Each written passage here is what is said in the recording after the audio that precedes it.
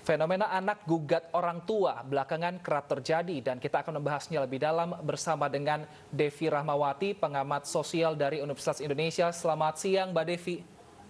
Selamat siang, Mas. Mbak Devi, belakangan banyak kasus anak gugat orang tua. Biasanya faktor-faktor apa saja yang menyebabkan hal ini?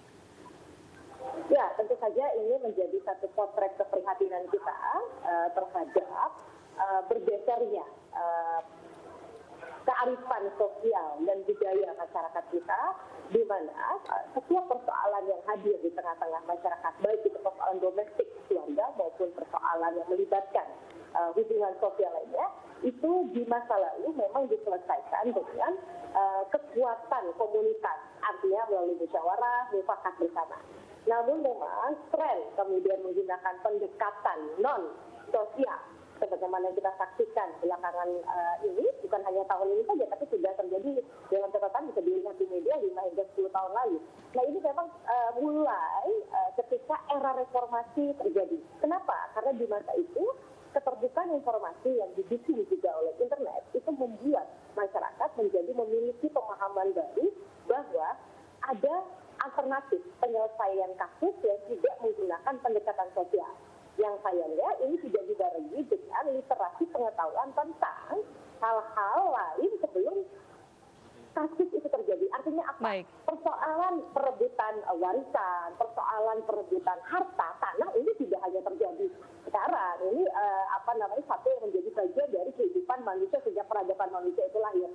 Dan sudah lama sebenarnya diajarkan baik itu dari agama sekalipun bahwa memang pencatatan lalu informasi yang jelas tentang waris dan sebagainya itu harus disiapkan dari dahulu. Baik, Mbak Devi, apakah ini ada faktor dari pola asuh orang tua ke anak yang juga menjadi salah satu pemicu ada kejadian ini dalam sebuah keluarga?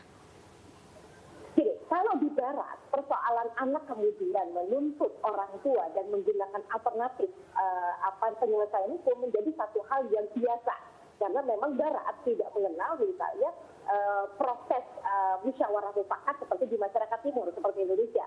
Nah namun memang karena ada pergeseran sosial yang didorong oleh informasi yang begitu kuat, sehingga kemudian banyak masyarakat timur sekarang juga melihat hukum itu menjadi satu-satunya alternatif penyelesaian masalah yang ada, yang akhirnya dalam konteks masyarakat kita ini direspon tentu saja menjadi sangat emosional, karena bagi masyarakat kita penyelesaian yang baik itu sebenarnya adalah penyelesaian yang bisa menggunakan penyelesaian non jalur hukum. Jadi artinya musyawarah mufakat ini bisa bermata dua seperti itu. Satu bisa jadinya menuntut orang tuanya, atau satu lagi bisa menyelesaikan masalah seperti itu, Mbak Devi, atau seperti apa? Ya, artinya gini, kalau di barat memang karena mereka karakter masyarakatnya sangat individual, itu biasa anak misalnya menuntut orang tua. Bahkan misalnya jangankan soal harta, ketika misalnya fotonya di-post oleh orang tua terus anak merasa tidak nyaman, itu mereka bisa menuntut orang tua, tapi itu menjadi hal yang biasa. Nah dalam konteks Indonesia tentu saja memperhatikan adalah ketika kita punya kekayaan penyelesaian konflik yang lebih harmonis, tapi itu kemudian menjadi tidak lagi menjadi pilihan, orang lebih memilih jalur hukum, ini yang tentu saja membuat kita merasa ada pergeseran yang tidak sepenuhnya positif juga dalam hal ini. Baik, Mbak Devi, mungkin di luar sana ada keluarga yang juga mengalami hal serupa seperti ini, permasalahan sengketa, warisan, ataupun juga harta. Adakah solusi bagi Anda supaya tidak langsung menuju ke ranah pidana?